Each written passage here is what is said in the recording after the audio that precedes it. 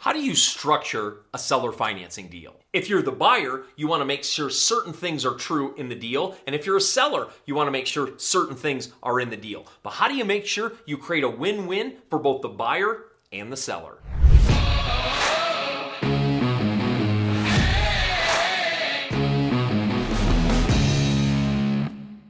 Hey there, my name is Mike Fritz. I'm the founder of Titanium Capital Investments and the Multifamily CEO System. I have a passion to help people just like you create financial freedom through multifamily real estate investing. And in this video, I'm going to walk you through the 4 things you need to know about seller financing so the next time you do a seller financing deal, whether you're the buyer or the seller, you know exactly what to do to make the deal a success. And stick around to the end so I can share with you my favorite way to structure a seller financing deal. The very first term that goes in the contract is the sale price. How much are you actually going to sell the property for to the buyer? And when you're selling seller financing, you have to think about it like a service you're offering to somebody. The reason the bank charges closing costs and fees is because they're offering a service to buyers. Now, if you're going to take the place of the bank as the seller, you can start charging that kind of fee. Now, you might not charge closing costs in a deal, but what you can make that up in is by raising the price of the property. So if your property is worth $200,000, you might be able to sell that $225,000 on a seller financing contract because you're offering a service. So I tell buyers this all the time.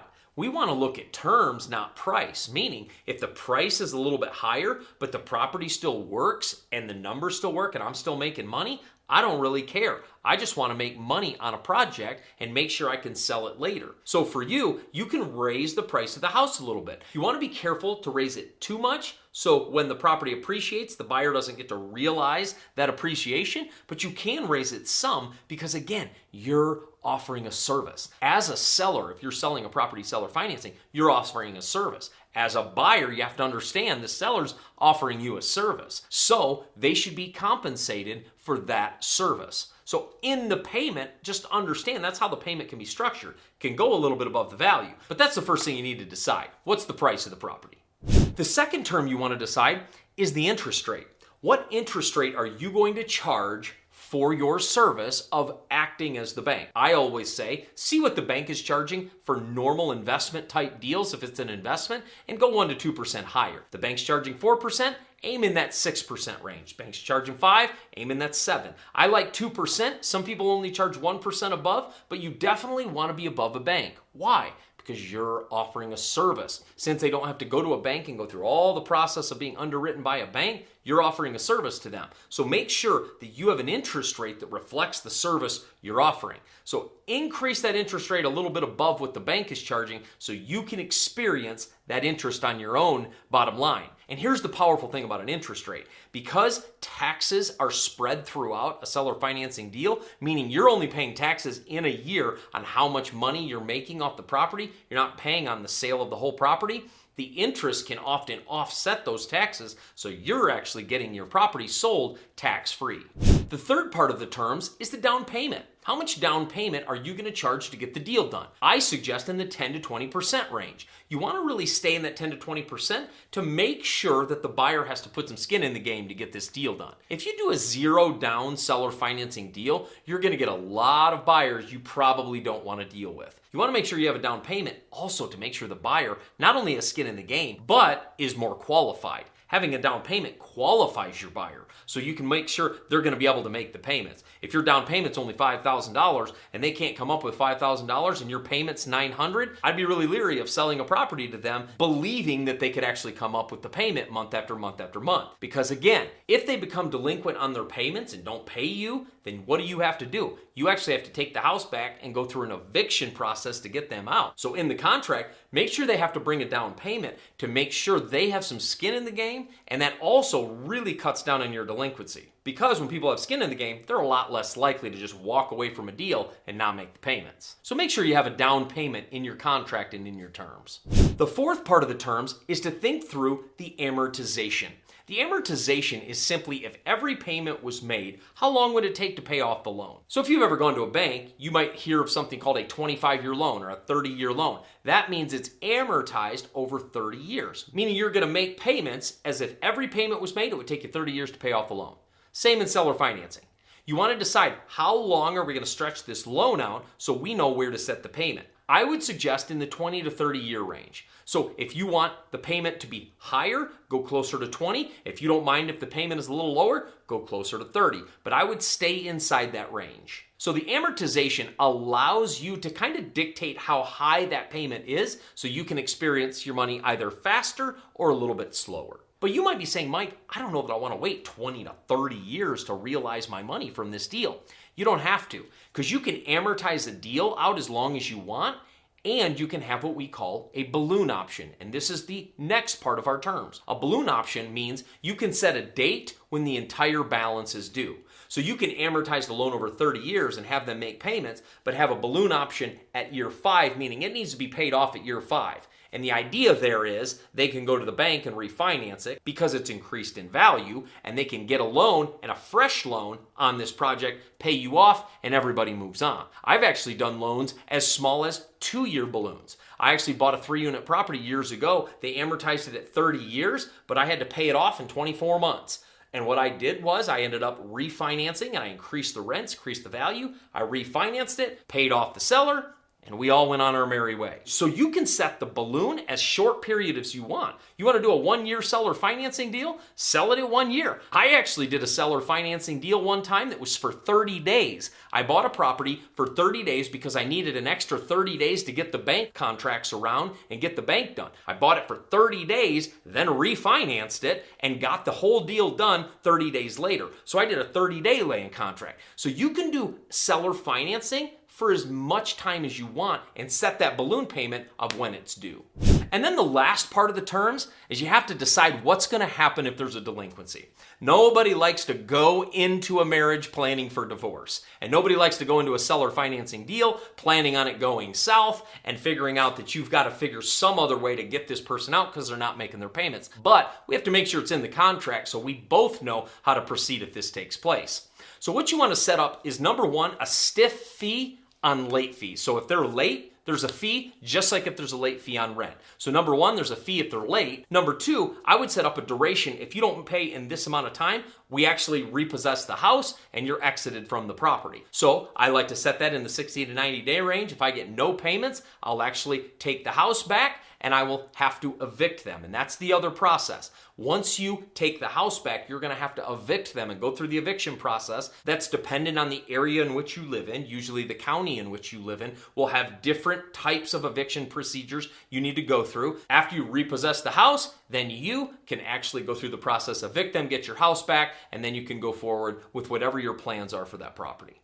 Now, the second thing you need to understand about seller financing is not just all the terms, but you need to have an attorney draw all this up. Because after you've gotten all these terms, now you have to have an attorney draw it up so everybody's clear on what's actually going on. So after you figure out all these terms, a real estate attorney is going to come in, put all these terms into a contract so everybody can sign on the agreed upon terms and move forward with the project. Anytime you buy a project through a real estate agent, you notice when you buy a house, you have to sign a lot of documents. That's because the bank and the title companies and the real estate agents all have a set of documents that transfer title and take care of all of the sale of a property. Well, when you're selling on seller financing, you don't have that. So how do you make it happen? So you can pay an attorney to draw up a contract. This usually costs in the $500 to $1,000 range to get a contract drawn up, which as a seller, by the way, I would encourage you to pay for so that the contract is drawn up correctly because you have more to lose than the buyer does. So again, you want to make sure an attorney draws this contract up and you both can sign it. I encourage you to get a third-party attorney that doesn't have any bias towards the buyer or seller. They haven't worked with them before, so that the attorney can just draw up the contract, make sure everybody's in agreement, and everybody can move forward. So after you set the terms, you want to have a real estate attorney draw it all up so we're all on the same page. Before I go into the last 2 tips, make sure you subscribe to the channel and turn on that bell notification so you get notified every time we do a video. We love adding to our family so we can continue to help people achieve financial freedom. And the third thing you need to know about seller financing is how the taxes and insurance work. Does the seller take care of taxes and insurance? Does the buyer take care of taxes and insurance? Is it a mixture of both? How does this actually work? Well, I like to keep it very clean and structure it much like we're doing it through a traditional lender. So what I would suggest is have the seller escrow the taxes and insurance into the payment, and the seller still make the tax payments to the county and still make the payments to the insurance company. And here's why. The seller still has more to lose in this project because often they'll have a 10 to 20% down payment, then the rest of the 80% of the project, they stand to lose if something goes wrong. So for example, if the project is uninsured and it burns to the ground, and the buyer was simply saying, yeah, I have insurance, but they didn't want to spend money on insurance, all of a sudden, we have a real problem on our hands. The property burned to the ground and there's no insurance to put it back up. So the seller loses big time on that. So as a seller, the way I protect myself against delinquency and taxes and a non-insured building is I act just like the bank. I have the principal and interest payment, and I add on the taxes and insurance, and I just have the seller make one payment to me per month, and I just pay out the taxes and insurance myself as the seller. That's how I would encourage you to do it as well. Another thing to consider in seller financing is there a payoff extension? For example, I talked back in the terms about putting a balloon option into your terms. And let's say they have to pay it off in 5 years. But let's say 5 years comes around and they can't. Maybe the economy has gone down and they can't refinance, they can't get a loan anywhere else, and they can't end up paying it off. What are you going to do in that scenario? So you can decide for yourself what would feel good to you. And maybe you can give a 12-month extension and may have them continue to make the payments, but seek to do something in 12 months. But that extension comes at a cost. They can buy another 12 months for maybe $2,500, or they can buy another 3 years for $7,500, or whatever you decide, but make sure you have something in the contract that protects you against a balloon payment that can't be made. Because if they can't get a refinance, they've had their credit take a hit, a business went bankrupt, who knows? It makes sense for you to have an insurance policy around you on that contract that says you can take the property back if the balloon payment isn't made. Now, if you don't want to do that, you'd rather do the extension model, that's fine. Do the extension model, just make sure we put it in the contract. Now, my favorite way to do seller financing is the lease to own option, and here's why. A lot of people have mortgages on their properties and they're in trouble and distress. And my job, I want to come in and help them not go into bankruptcy, not lose their home, lose their credit. What I want to help them do is make sure they can exit that property, go someplace else where they can afford it, and not have a massive hit to their credit. So it's a win-win. And a lot of people want to just get out of properties because it's so stressful that they can't make the payments and they want to just get out. But for a lease option, the powerful thing here is you can do this often with no money down. You can move into an assumable mortgage, or a subject to, we call it, take over the mortgage, and there's no down payment. However, I do want to prep you, sometimes the sellers will ask for some things. For example, I one time had a seller ask me, listen, I'm interested in doing the subject to model, but I need $10,000 to move down to Vegas where my kids are. She was an elderly lady. So for us, we gave her $10,000 so she can move down to where her kids were, and we got the property for essentially $10,000 down. Now, the idea here is that we're buying it at a decreased rate, so it made sense to give the $10,000. And I would tell you, subject to is a great way to start buying real estate with none of your own money. I also want to invite you to join a group of our students that are learning seller financing and starting to do deals. Seller Financing Secrets is a course I put together to help people just like you start knocking down and negotiating these seller financing deals like a pro. If you go into the description, you go to sellerfinancingsecrets.com and you can become the next addition to our community and start knocking down seller financing deals.